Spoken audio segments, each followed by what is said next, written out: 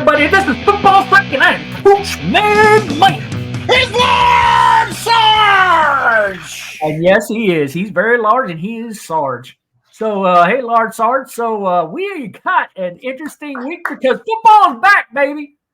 Shoot, I can't believe it. I can't believe it. So happy. So, all you Football Psych fans, this is what we're going to talk about.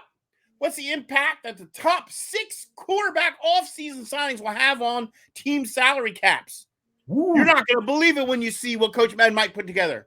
What are the highlights from the Hall of Fame game? And there was some definite highlights. Whoa. Some good and some not so good. Woo. Something that was near and dear to my heart watching all the stories, man. I was on NFL.com all night. I think I spent 5 hours watching. But who was inducted in the 2024 Hall of Fame? 24 Hall of Fame. Getting ahead of ourselves. And how they will be remembered, and they're going to be remembered well. And then what's going on with them Cowboys? Ooh, what's up with them boys? What's up with them Cowboys, man? Mike, take it. All right. Well, there were 6 big, large contracts with a whole lot of money flying around this offseason that went to some guys that I will tell you, to me, none of these guys in my book are elite quarterbacks, but they're getting like sickening amount of money. Like, I get it for Patrick Mahomes. I get it for guys who like are Super Bowl winning quarterbacks who've been there, kind of done that. But we're talking about some guys like, this just tells me that the new rate for quarterbacks right now is over $50 million a year. It's just crazy to me. How are teams going to keep up with that, Coach? How? Well, you can see what I have on there. Like, this year's salary cap situation is $255 million. This is up $14 million from the year before. Like, so we just had a big bump in pay in the overall salary cap.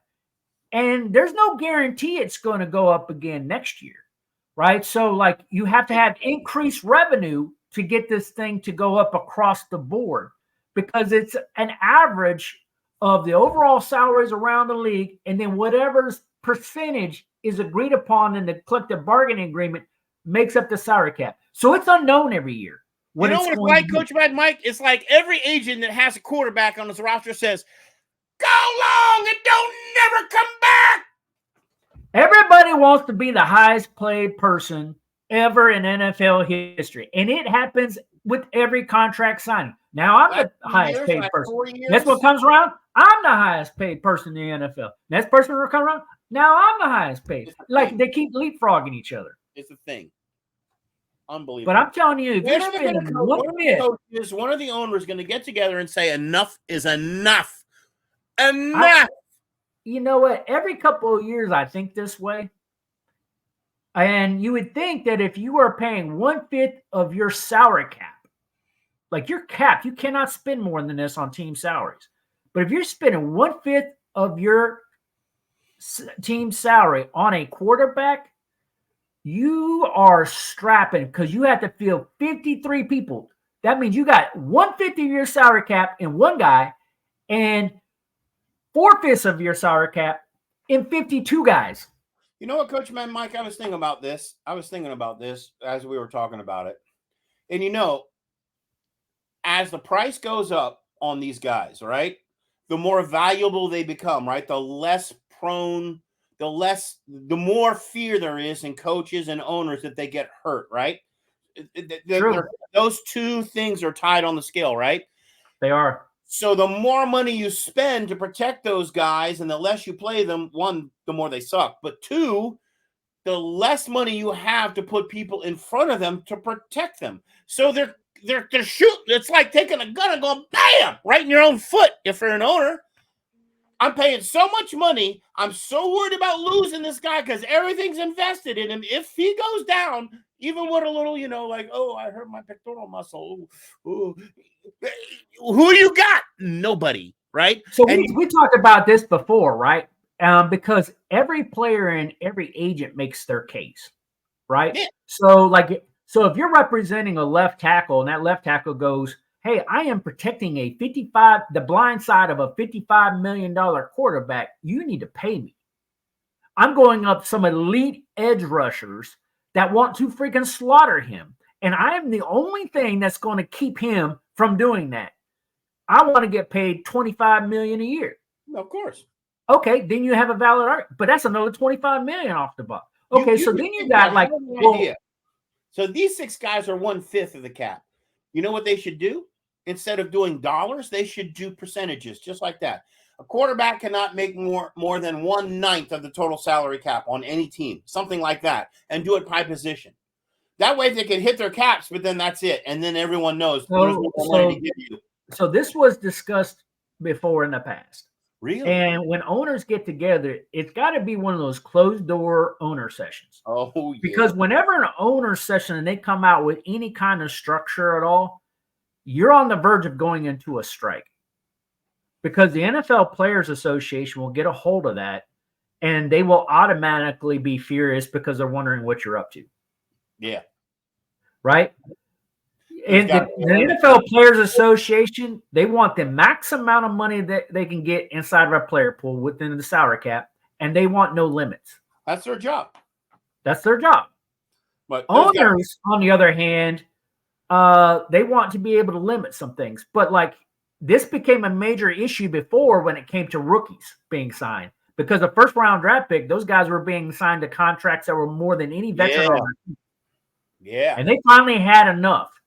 And they finally all got together and they said, let's come up with the rookie schedule of like, here's the breakdown of how much each one of these players will make by position based off of where they're going to get drafted. And they agreed upon it. They got to do the same thing for the regular positions. They got to. You would think that it's going to go that way but I will tell you, the NFL player about lost their lid. But the only reason why they won that argument was because they said, but we're protecting your veterans.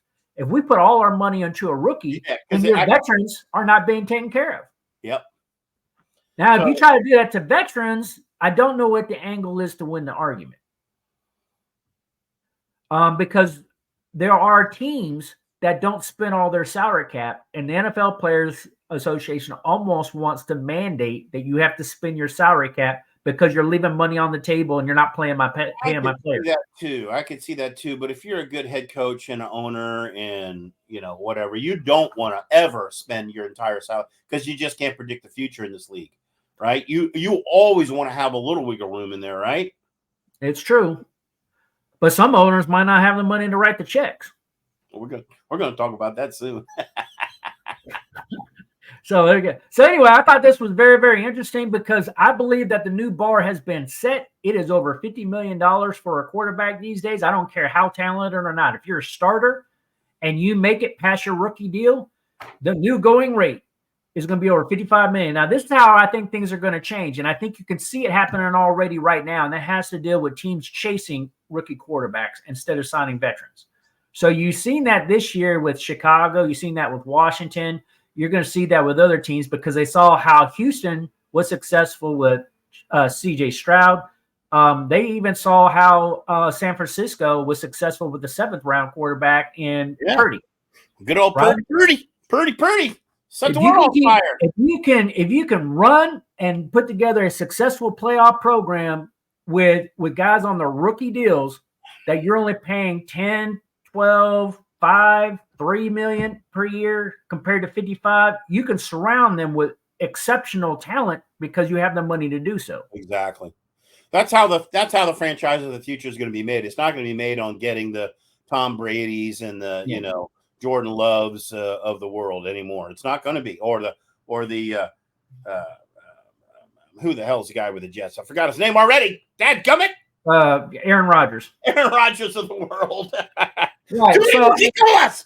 So that's where I'm saying, like, maybe this market will kind of change on its own because it's very market driven. You can only do things on salary cap. Of course, players are going to demand. They're going to want to hold out, and they're going to be like, "I need my money. I need my money. I need my money. I want 55 million. I want 57. I want 60. I want 75 million." Look what happened with the running backs the last year and a half, right? And the whole hog swaggling that went on with the running backs because all of a sudden running backs lost their value. They could not get the dime they were looking for, even though they were at the top. They're like, we just lost $10 million in our slot overall. No one's going to pay us anymore. And they cried and they cried. And guess what happened? There was some hog swaggling, but the salaries came down. So this is what you do in a situation like that. And I'm not saying that owners got together and did this, but like when you have a situation like that happen in it, you just let them all hit free agency, and then you don't sign them. And guess what starts happening? Their price starts coming down. Please hire me. Please. And then everybody does the round robin, and basically everybody still gets jobs, but they all did like the merry-go-round, but they signed a lot cheaper. Yep. Right? And I will tell you what, if I was a general manager and I was somebody like the Atlanta Falcons, there is no way in the world I would have signed a Kirk Cousins. No, not for that money. Even though it's $45 million for a 4-year deal, he probably only has another year under his belt. Maybe 2. They're hoping maybe 2. They're hoping for 2. Right? When I look at a guy like Trevor Lawrence, like really? $55 million for Trevor? I mean, I know he's good and all, but like he hasn't really. He's okay, but he's got upside. He's got, he's still young. He's got great upside. Tua's still young. Tua's still young. I get it. Like I get it on all these guys, but to me as an owner, I would let him hit the street. Yep. And I'd go draft another guy because I am not going to pay $55 million unless you've taken me during your rookie contract. You've taken me to the show. I think a great signing was the Bucks with Baker. I think that's a great value for Baker. I didn't have a problem with that deal. You know what one I liked was a few years ago when they signed Patrick Mahomes. Yeah. He won a Super Bowl. Like he proved himself. He did a 10-year deal, right? A 10-year, $500 million contract, which basically paid him $50 million a year. They're asking him now, like he's like the 12th or 13th highest paid quarterback now. They're asking him like, hey, did they screw you on that deal? At the time, it was the NFL breaking deal. He was just like, no, I don't think so.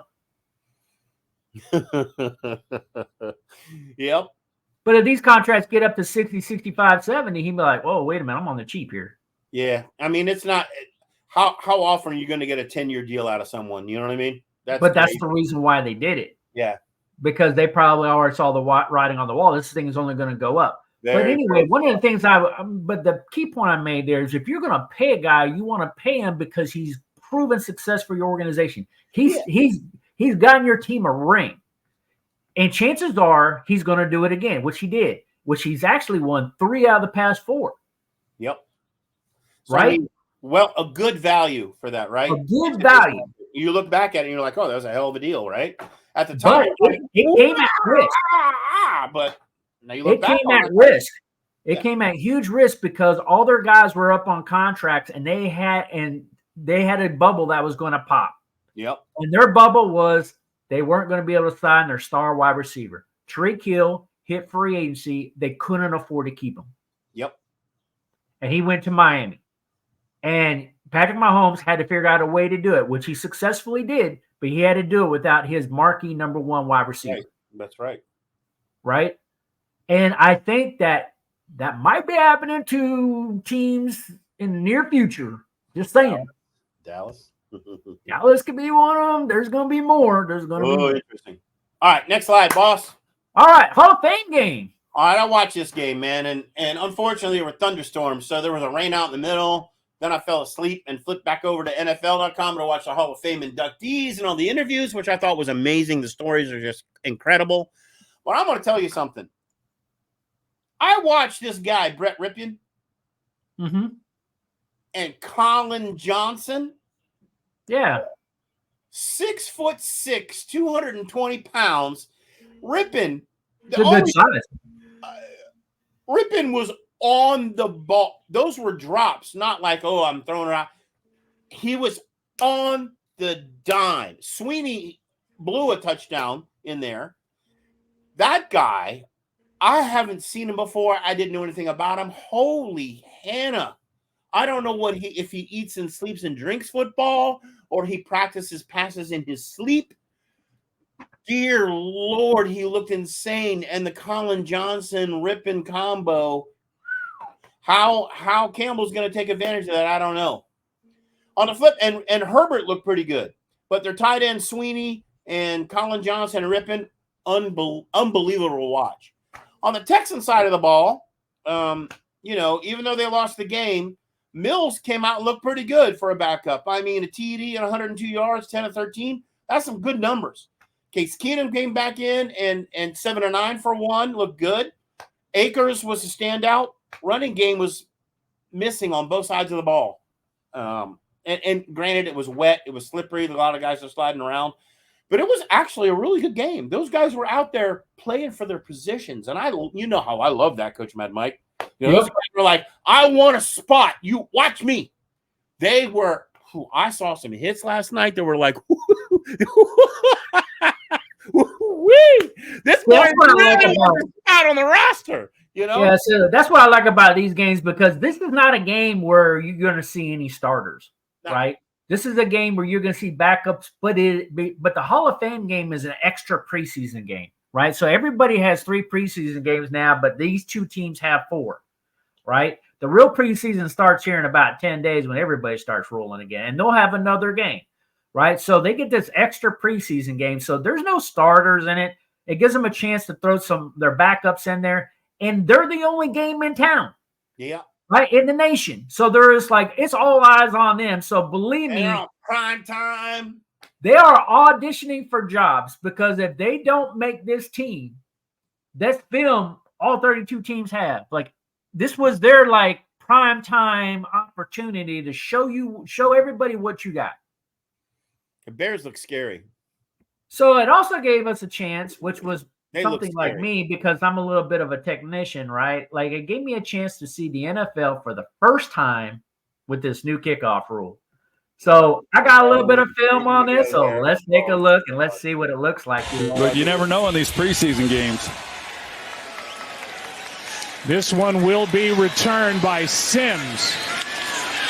Yeah. And he's out to the 26, and that is it. We're going to replay it.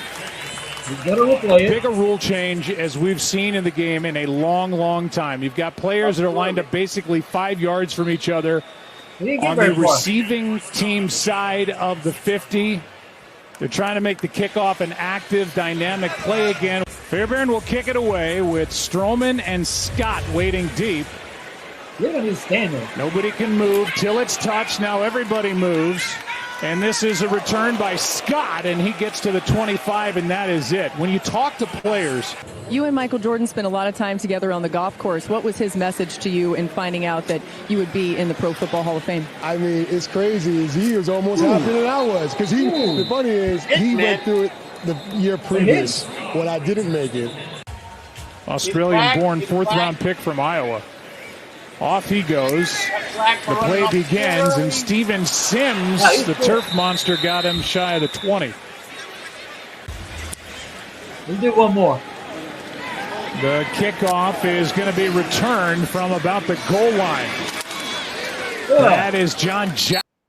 So there were 5 kickoffs and 3 penalties because teams cannot figure this out. They're like, guys jumping early. Do I come off the field or not get off the field? I was like, this is a Chinese fire drill. No disrespect to my Chinese fans out there. Yeah, and for me, it's new. So you're gonna have mistakes. People are amped up. They know they're in prime time. They're trying to make a name for themselves because you got a lot of backup players. So you're trying to make a play. I found it very, very interesting. It's kind of just really different to see a kickoff and everybody just stand still. And they're ready to go, they're amped, they're ready to go. And you got to wait for the moment that the ball hits the returner's hands before you can move. Oh no, sideline judges are watching. Did you? And they're watching. Did you step? It's just like penalty. I'm like, oh man, come on. It's just like really. This rule change. I know they want to have more. The goal of the NFL said they wanted to reduce injuries, but they wanted to improve the chances of more returns. I really didn't see it, to be honest with you. I didn't see that. If I was a coach or a GM, I'd say kick the damn ball out of the end zone, get it out of the end zone, give it to him on the 30. My defense will take over. No return whatsoever. See you later. No chance for anyone to run it back. Unless you believe your special teams can shut them down inside the 20. And that might be part of the strategy. Around anymore, so. But There's always because if you get them at the 10 or 15 or 20, you know, it's better than the 25. But like, I don't know. I'm kind of with you. I think I would just kick it out and just give it to them on the 25 and let's go. Yep. Don't even screw with that. 5 yards. I mean, seriously, 5 yards, no chance for them to score on a kickoff. Done. That's an easy trade for me. Man, I'm kind of with you on that one. And I don't even have to put that much focus on my special teams then, right? I mean, it should be average. I could put my focus on my D. But I do like that this game, you know, is kind of close. You know, it was one of those things, you know, from a scoring standpoint. But this game was called early. Yeah. This game was called in the third quarter due to severe rain and thunderstorms. Lightning and everything came. Lightning and everything. And they suspended it for a little bit, and then they just called it. Yep.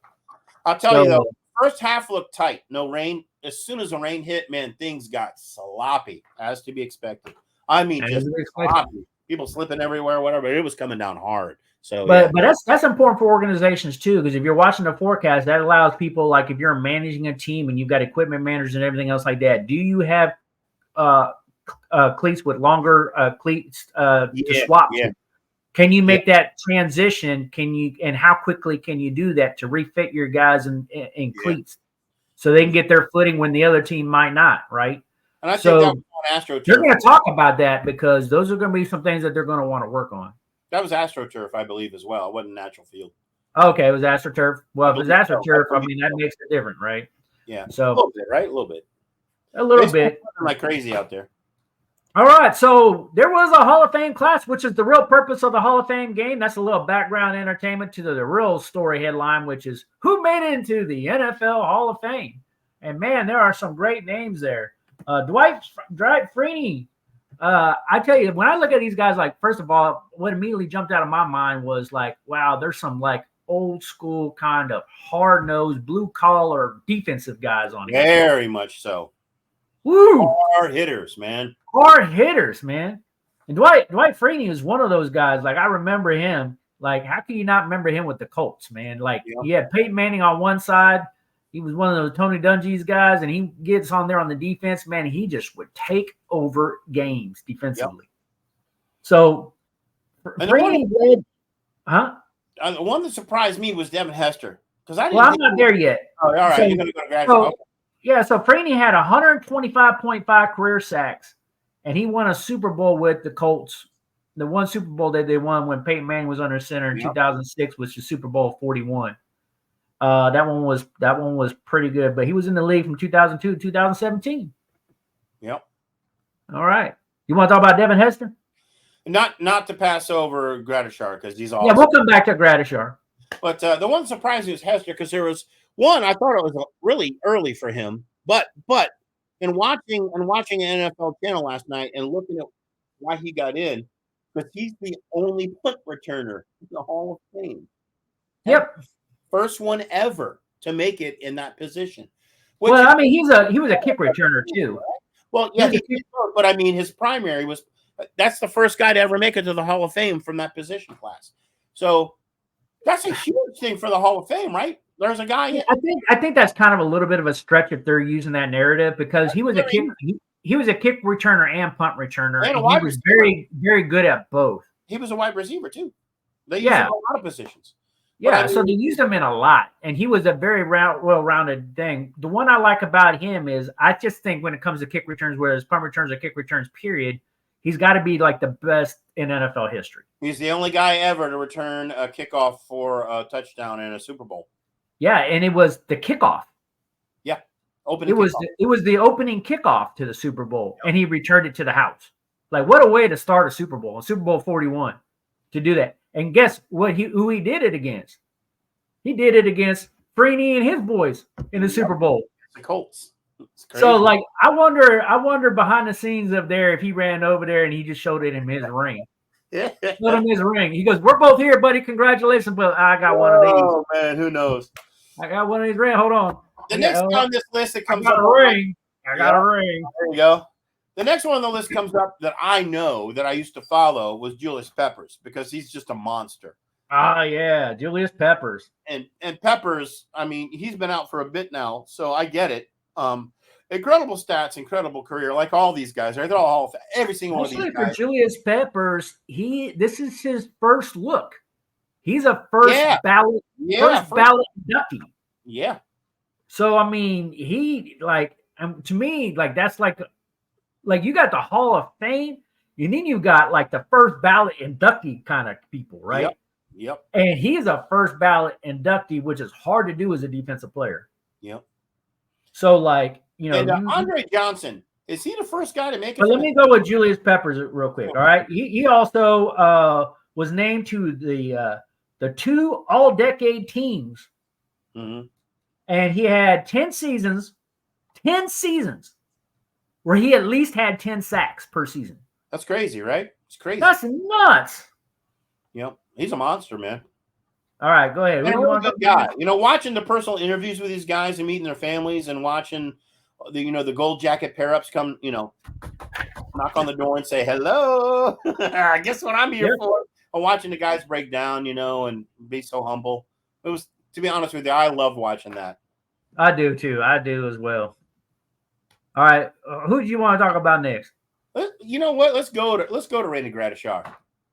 All right, let's go to Gradishar. Man, the Broncos need some love. There ain't much of love these days, but they got a Hall of Fame guy in there. So let's talk about So you might remember this guy because you're old as dirt. But like to me, he's like a little bit before my time. Yeah, me too. He's before because Gradishar, he finished playing in '83. At that time, I was like 13 years old. So like I don't remember Gradishar because he's kind of like the era right before me. So like I had to do a little bit of homework on him, and he was famed for their Orange Crush defense. You're part of the Crush, baby. That's right. And I remember that. Right? He won Defensive Player of the Year the following season after they won the 1977 AFC Championship. You know what they call the Broncos line now? It ain't the Orange Crush anymore. You know what it's called? What is it called? The Orange Slush.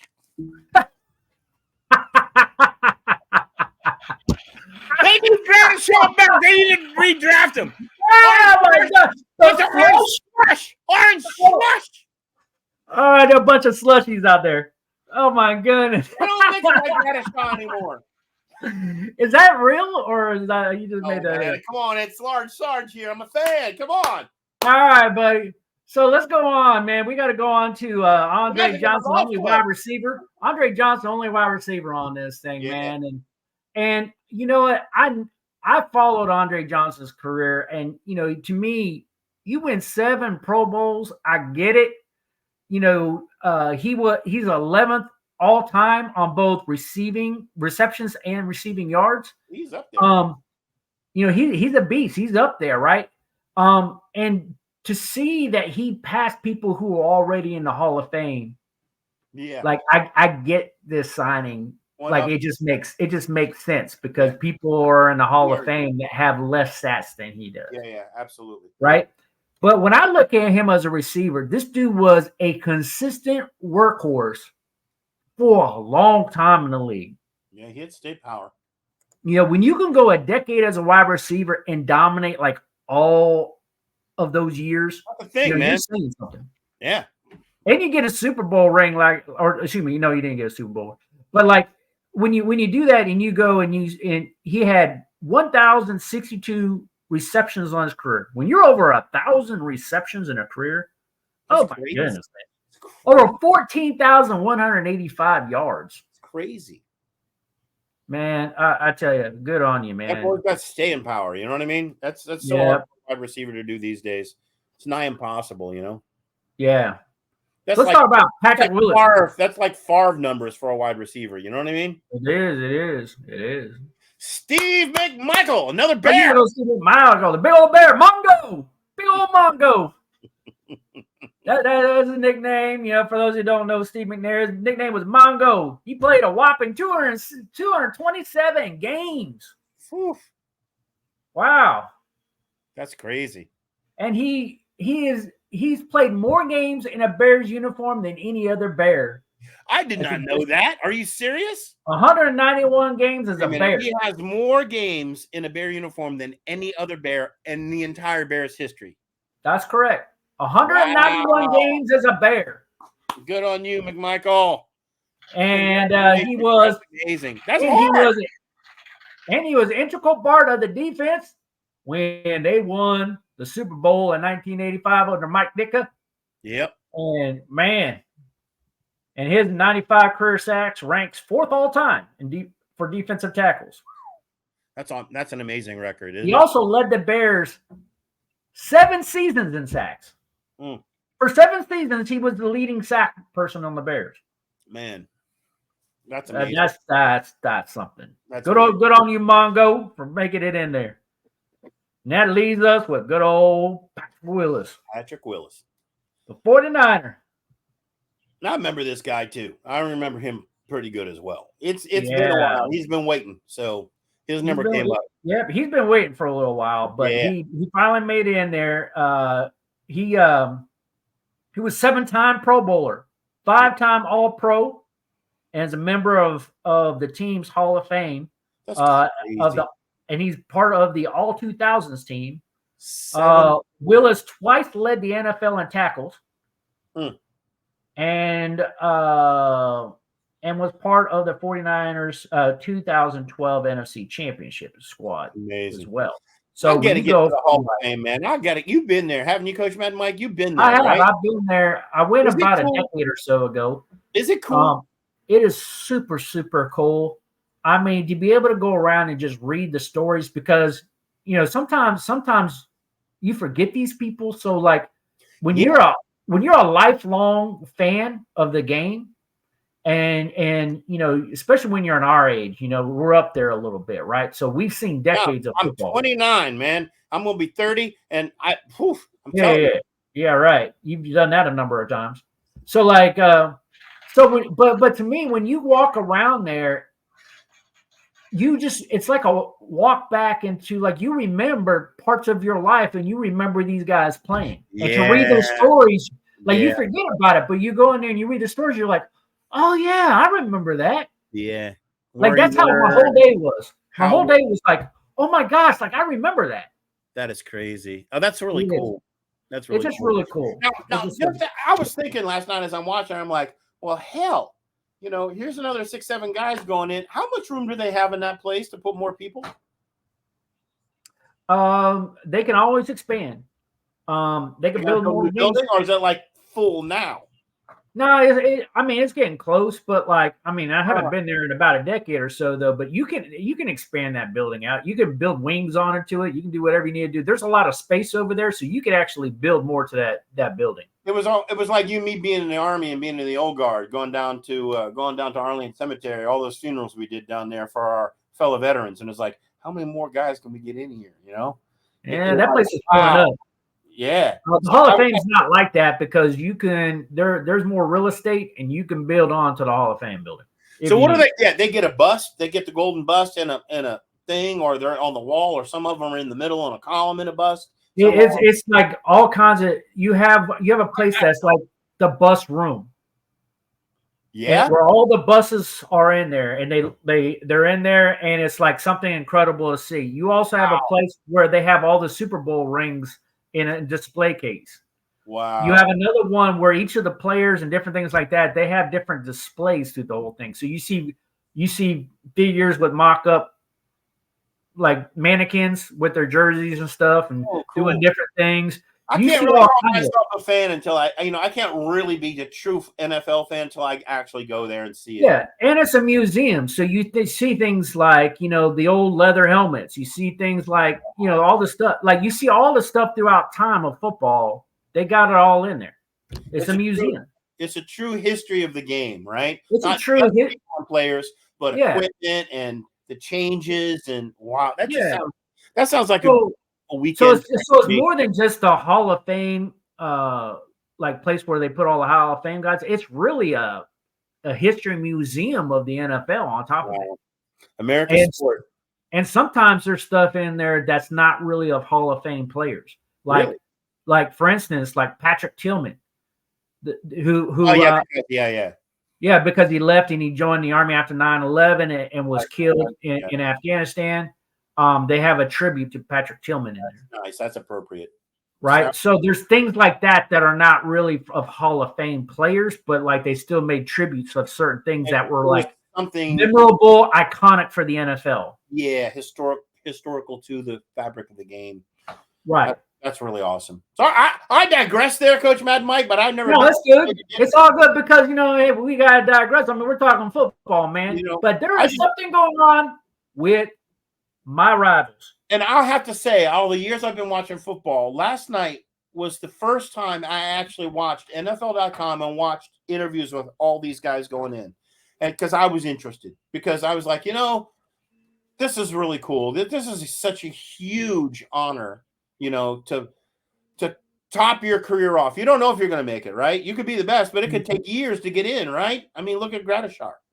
Well, one of the things that I like is, you're right, I do that every year. I listen to all their speeches every year, but sometimes it's very interesting. I encourage fans to do this as well.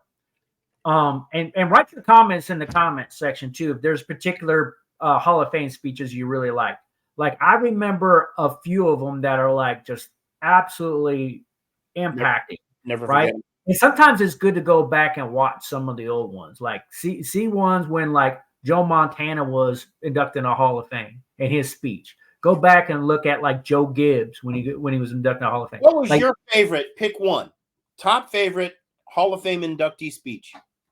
The problem is my number one guy, I can't remember his name. I think it was Dawkins of the Eagles. Really? Like an Eagle. He wasn't even a Redskin. Like an Eagle. Dawkins. Because what was it about that speech that touched you in that way? What was it that motivated you to say, "Wow, that's just the most coolest thing"? It's because I'm a God-believing man, and when he gave his speech, I was just like, man, I felt like I just went to church. Really? Oh my goodness. That dude was on fire for the Lord. I was just like, in the way that he just gave glory, and the way he spoke, I was just fired up after that. I was so fired up. It was so memorable. A lot of these guys also said, and again, what stories, right? What was your inspiration? Well, I had no one else, but my mom was in my corner. When it's Devin Hester, got kicked out of college, got all these things happen. My mom said, just don't quit. My mom said, so it's like first my mom, and then, my Lord, you know what I mean? This is where, and I saw a lot of that last night too, which I thought was just amazing, right? Because you don't think about these guys, you forget them, right? It's the next year, it's the next new exciting thing, a new shiny penny, but you forget all these guys who had to go through all these hardships and overcome things to actually get to that point, right? And that's another point that I wanted to bring up. So if you go to Canton, that's another thing I want to bring up, because you can get lost in the Hall of Fame place just going around reading. Like when I was in there, I was there with some family. I was just like, y'all can just leave me here, come back in about 6 hours, because I gotta read. Because I just want to read. I want to read everybody's stories, because like they're in there, right? And like I just want to see everything. Like, y'all can just go and do something else the rest of the day and pick me up at the end of the day. Even if you're not a football fan, and that's what I was thinking last night. Even if you're not a football fan, hearing some of these guys' stories and hearing what they go through, what the odds they had to go against to even get in the game, just to get in the game, right? Much less have a successful career and make it to the Hall of Fame eventually, but just to get in the game, a game they love. Yep. I don't care who you are in life. That's an inspirational story, and it might help you go through some troubles or hardships that you have. Hearing these other people, going there and seeing that could help you in your life go through some troubles and, hearing. Because we all go down sometimes. We think these guys got it made. Hey, they got the big contract. They're making like all these millions of dollars. Man, they don't have problems. Man, these guys went through like some tough paths to get to where they are, right? And I can relate to that, because, I mean, obviously I'm not a Hall of Fame NFL football player, but I feel like I'm very successful in what I do, and I didn't come from an easy background, right? So, like, I can relate to a lot of those, and I think a lot of people can. From it, right? You can pull. A lot of people can, and you can find inspiration. Like, hey, I'm really down on my luck. I'm this. Like, I'm in a tough time. Hey, stick with it. Stick with it. Don't quit. Yep. Hang in it. Keep fighting. Good stories to pass on to your kids. Good lessons to teach your kids about. Good lessons for us as men to deal with when we're having struggles. To go back and look at some of the players that influenced us as guys and read their story and understand what they went through. You know, it's good. It's good. It's good. You know, give us That's some what I heart. love about football because, you know, I don't want to get political or nothing, but, you know, there's too much going on in society today where, hey, like, you don't know how bad I got it. I'm a victim, blah, blah, blah. Like, no, man. Okay, I got it. You got a rough patch right now, but it don't have to stay that way. Get up. Let's go. Bootstrap it, buddy. Bootstrap it. Let's go. Pull them up. Pull them on. Rock it up. Let's go. You got what cards you were dealt. Now, what you going to do with them? Exactly. That's right. Let's go. Good or bad. Good or bad. And there's plenty of success stories in the Hall of Fame where guys were dealt horrifically bad deck of cards. That's right. A horrifically bad deck of cards, but they played it for all it was worth, and they made it to the top, and that's amazing. That's amazing. So I was really, really, you know, I stayed until 2:00 in the morning last night watching. I couldn't turn it off because I missed a couple, and they repeated. You know how NFL.com is, and I was like, no, I got to watch all these stories. So it was cool. Yeah, and I encourage people to go back and watch some of the other ones too from the previous draft classes. And you know, flip back year to year to year and find those favorite players. Like, oh man, I really like this player. Dexter and then Manley is one of the ones that you get lost for a whole day binge watching those things, man. Yeah, for sure. All right, man, we got to move on. The Dallas Cowboys is a story that I think is for this week was hidden amongst all those stories, but it is a major thing that's happening. Now, I've reported on this salary cap and the issue. Yeah, I've reported on this a few times, and we've talked about this for a few times. But a major development happened that set the wheels in motion on this team, and that was exercising a fifth-year option on Michael Parsons. I was curious on whether they did it, and I warned them: if you do not do this, Dan Campbell, he will not leave the parking lot before Dan Campbell swipes him up. So Dan Campbell or Quinn? I mean Dan Quinn. I'm sorry, Dan Quinn. Thank you, Dan Quinn. I would love it if Campbell picked him up. Yeah, no, Dan Quinn. I'm sorry. Woo. So because you know he looks at him and he's like, you know, hey, that's Uncle Dan right there. You know, Uncle Dan, like they're tight, right? And he got quoted this past week, like, you know, hey, I'm going to just, he's my uncle, but I have to still kick his butt twice a year. Right, so that kind of trash talking. Let me read this closely, and I need you to explain this to me because I do not get it.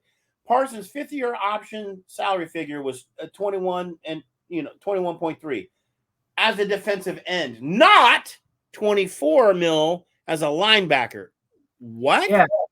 Yeah. So I wrote that in there for a reason because he was drafted as a linebacker, right? And he has played a majority of his snaps as a linebacker. Yeah. They have this is where I might think that Jerry Jones is playing some games, but like maybe it's legit. I think it's still contentious in a way, but like you don't hear it being contentious. But I throw it up there because in case it does become contentious, you heard it here first. Absolutely. So his linebacker, if he was still categorized as a linebacker, his fifth-year option would have been worth $24 million. But they switched his position. And they said, you're a defensive end. We're going to have you pass rush, which is true. They do have them do that. But not from the end position. Yeah, they do. They have him do it from the end position, but they move him. They move him all over the place. And it wasn't until this year that correct me if I'm wrong, Cowboys fans, but I believe it was this past year that they started listing him a little bit as a defensive end. He's not really a defensive end. He's kind of a do-all everything. But, like, he plays linebacker smack. Yeah. So it's kind of like, did they shortchange him a few $1 million? Sounds like they did. And so that's the reason why, because, like, I always considered him a linebacker. And a Mike linebacker at that. Yeah, Mike linebacker, exactly. A big, bruising middle linebacker that could play defensive end and would sometimes to pass rush as a blitzer. But now they changed him as a defensive end, and they're calling him that way. They even have him that on the depth chart. And I'm just like, okay, that looks a little shady to me. So they would have had, if he was titled a linebacker, they would have had to pay him more by contract? By contract.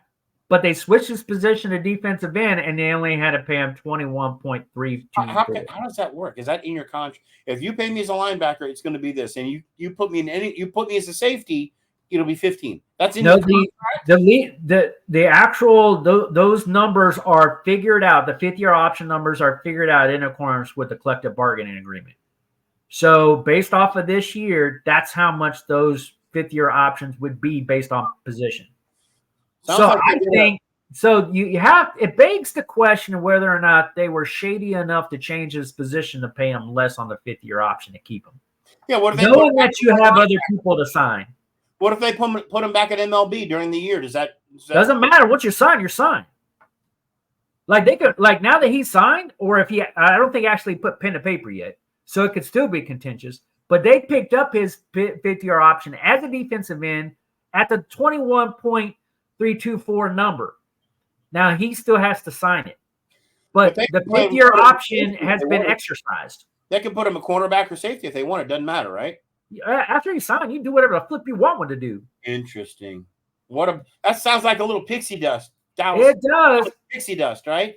And I will tell you that I've seen this happen before when wide receivers were graded out higher than tight ends, and they were saying, "You're a tight end, we're paying you less." And they're like, "Well, wait a minute, I'm your leading receiver on your team. You should pay me as a wide receiver." Right. They're like, And, oh, by the way, I'm not lining up all the time as a tight end. You have me most of the time in the slot. I'm like a receiver. I want to get receiver money. Right. And so this has been contentious in the past. Micah Parsons, it'd be interesting to see if he throws a fit about this or not. Or if he goes, "Nah, I get it. I'm good. I'm going to get my big payday coming soon. I don't want to ruffle feathers," because maybe he wants a big contract inside of Dallas. Or they let him hit free agency and he gets a bigger deal somewhere else because someone's going to pay that boy. Somebody's going to pay him. He's got a lot of money coming in the future, so maybe he doesn't make it. But, I get why Dallas would do it because you don't really want him to leave the building because he's so important for your defense. Really doing some tricky dicky kind of stuff there. But it still has an impact. Yeah. When I projected their salary cap for next year, like this year, they only got 12 to 15 million, depending on which way you look at certain things and certain bonus payouts and so forth.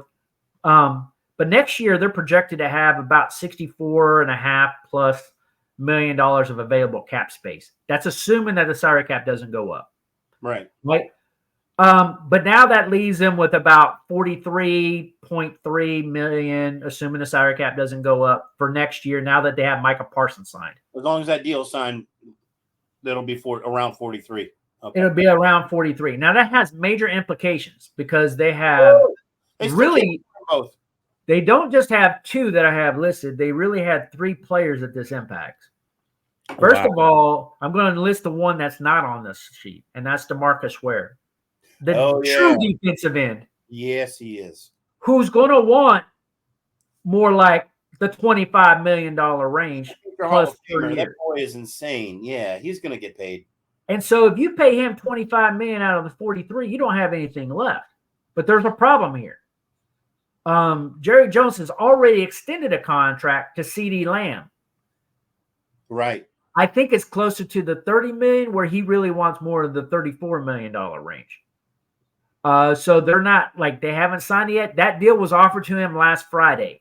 And so we are now a week into it and he hasn't signed it yet. So that means the Cowboys are going to have somewhere between $9 and $13 million to pay Dak Prescott. No. They have 27 impending free agents. That doesn't give you any money to even sign all those free agents. Oh, Lord. This team, the reason why I'm highlighting this team is this team's in some serious issue. When you have 27 impending free agents, which includes DeMarcus Ware, which includes CeeDee Lamb, which includes Dak Prescott, and you have $43 million, you do not have money to pay these guys. It looks like my Social Security account. It's broke. You're going to be broke. Already, I would say you do not have enough money right now to pay Dak Prescott. When you sign Micah Parsons, you're out of the Dak Prescott market. He's out. If you think you're going to sign CeeDee Lamb, you better hope that there's an increase in the salary cap because you've got a lot of players you got to sign that you're probably looking for league minimum contracts. Even if your team's going to fall apart. Even if they give $10 million next year, that's not enough to sign CeeDee. Which $10 million, that's not even enough to sign your draft class next year. Right. Unbelievable. That doesn't count all the free agents that you lost. They get themselves into this corner. I mean, you pay people. in the back office to manage this stuff. How do you get yourself this deep? Well, this is the part of the conversation we had at the beginning of the show there, Large Sarge. These salaries are getting too ridiculous. And everybody's wanting big money. Everybody wants to be the highest paid. And if somebody gets paid and you think you're better than them, you're automatically telling your agent, I need to get paid more than that guy because I'm better than him. Right? And so everybody's contracts like always are getting inflated until you have a situation that the Dallas Cowboys are facing like right now. This is going to become the new norm. I'm going to tell you guys, I know that we're 15 minutes into this video, and if you're still watching, I'm going to tell you right now, bless you guys for still watching us, but I'm going to tell you, here's the golden nugget that you've been waiting 15 minutes for to hear from me. This is going to become the new norm of the league. Teams are going to start struggling because they're not going to be able to manage their salary caps. And if you don't get huge raises in the salary cap every year, you're in trouble. And you can't rely on that because you don't know. To me there, Coach Mad Mike, it seems like the increases in salary cap are not keeping pace with the salaries in QBs. It's not just QBs, but like it has a ripple effect. It's QBs, it's defensive ends, it's corners, it's wide receivers, it's left tackles. Like everybody thinks like they should be valued more. We've had the resurgence of running backs. We've had all tight ends feel like they need to get paid more like wide receivers because they do a majority of the catching. It's just like so much like Mike linebacker. I'm like the defensive quarterback, right? Mm-hmm. So like everybody's got that. Oh, I'm a defensive back. You want me to cover a $40 million freaking receiver? I need to get paid $40 million to cover him. Like it just keeps snowballing. Yep. What do you do? Well, this game's gone kablooey, in my opinion. It's just too much money. I'd rather play Madden. But well, it's a 50. You know, you have to start capping Madden. This, you know what this is going to do? It's going to cause a lot of teams to let people hit free agency. They're just going to cut them and take their losses. I think that's what's going to happen. If I was a general manager, I'd let that happen all day long. Yep. I'd be like, you're hitting free agency. Or I'd be trading players like crazy for draft picks. Yep. Just like, oh yeah, you're a stud. Yeah, Dak Prescott, you're the man. I'm going to trade you. Yep. And I mean, he is, and that would be a travesty. And he's worth, based on the market, that is his value. He's worth at least that. Sure. Like Dak is. I want somebody else to pay it. I don't want to pay it. I'd rather find my next franchise quarterback that's going to win me Super Bowls because Dak Prescott's never won me a Super Bowl. How did that boy wind up being last in line and now he's out? It's like the child line had 5 more meals and he was number 6 in the line. Sorry, we're out. Hey, how many times do you see something based on timing? Oh man, yeah, his timing is horrifying. And you know what? Going back to the other slide, let's flip back there real quick. Right here, he wants that kind of money. He wants to be in that range. And he deserves it. He deserves it. He deserves it. Like, if you're saying all these people get that kind of money, Dak Prescott goes, yeah, I want that kind of money. You're going to take Kirk Cousins over Dak Prescott? Hell no. I'm a Cousins fan. Don't get me wrong, Kirk. But you're not worth that. Sorry. I put Dak Prescott up against any of these guys. Like, he's in that pool. Yeah, absolutely. He's in that pool. Right? So he's going to be like, okay, Dallas Cowboys, you can't afford it because you re-signed Micah Parsons and you couldn't manage your salary cap. I might have to hit the street. Yep. And believe me, there's going to be teams out there that want him. Watch a Patriots sign him. Patriots. I think of teams like the Denver Broncos. Nah, they got too much going on up there right now. And Sean Payton. Don't think of Sean Payton. He doesn't, if he's not in love with the quarterback situation, the golfer he's got out there, this is where Sean Payton's brain is right now, like a 9-iron. It's full of lead, man. He doesn't know what he's doing. When they lose, he's gonna drop him like freaking job. If they lose, that's what's gonna happen. He's only been there 2 years, man. He's rebuilding that team. So like he'll be like, okay, I got rid of Russell Wilson. The golfer didn't work. Now find a $50 million quarterback. That's not gonna happen. There's no chance for the Broncos to pick up Dak. I'm just okay. Well, we could throw a lot of teams out there. There's a lot of quarterback needy teams out there. That's true. So, like you don't know. Seattle might be in there next year. Maybe Sam Howell doesn't work out. Maybe Geno Smith doesn't work out. There's other teams, right? That could be a likely place for him to land. Yeah. Aaron Rodgers is probably going to retire soon. Could happen in the Jets. You never know.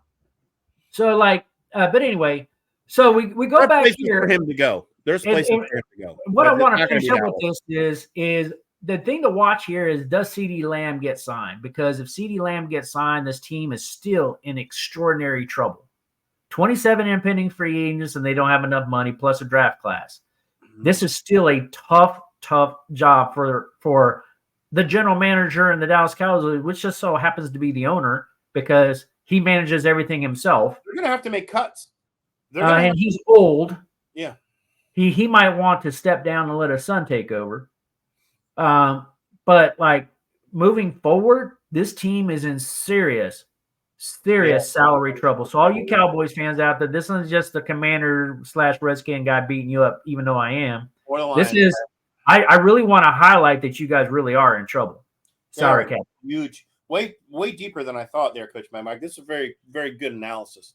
That's some serious trouble. They're going to have to do a whole lot of cutting where they don't want to. That's right.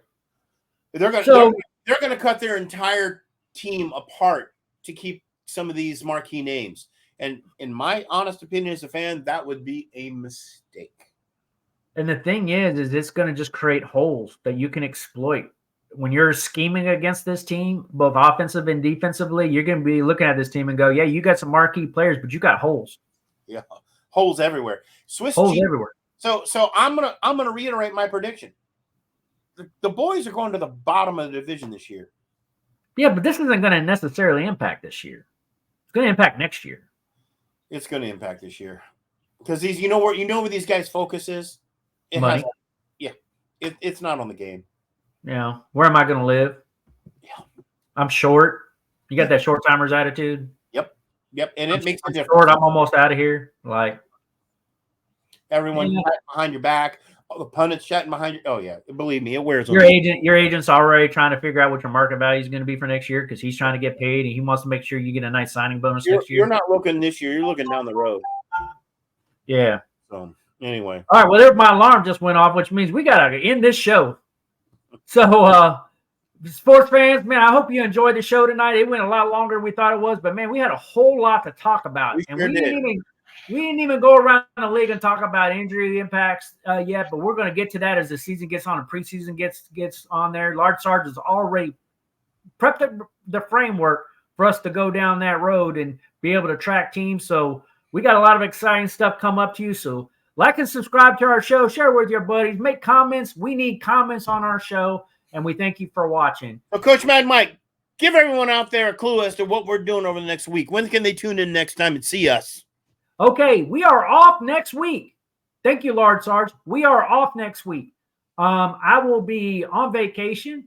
The following time we will come back with the Commanders edition, which will be the following Monday, which will be the 12th of August. And our next NFL show will be the 16th of August. After the first week of preseason. That's it. So we will be back for the start of preseason, and we will have all that game stuff ready to go. But in this slight little lull period between all the preseason games and the Hall of Fame game, I'm going on vacation. There you go. All right. Large Sarge. Well, this is Football Psyche, everybody, and we are out of here. Peace. Oh,